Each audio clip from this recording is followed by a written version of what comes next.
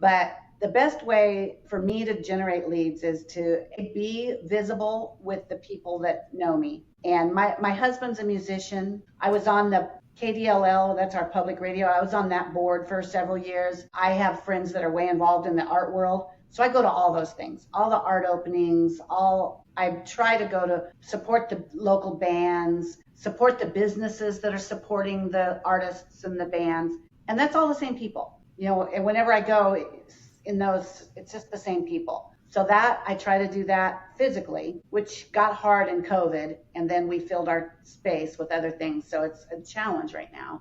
And then, just I do mailers, which I'm kind of thinking of trying to replace some of my mailers with social media. Like I've always done just sold, just listed, market update. I've got to assume it's important no matter where you are to have an agent that understands your area, because we get all kinds of calls. It's not uncommon to get a call like this. They'll call from the lower 48 and they'll say, I want somewhere remote, but I need to be within 20 minutes of a Walmart.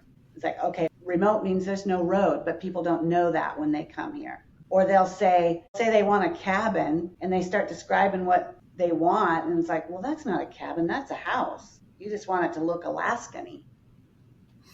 Or they'll ask where's the safe areas? Are there any areas that aren't safe? One thing about the Kenai Peninsula, we don't have an area that's less safe than another because we're all mixed up. And we have areas, I think Anchorage is a little bit like this in some of the older areas too, but where there's a beautiful view property and then a train wreck right next door. We can't seem to get away from that.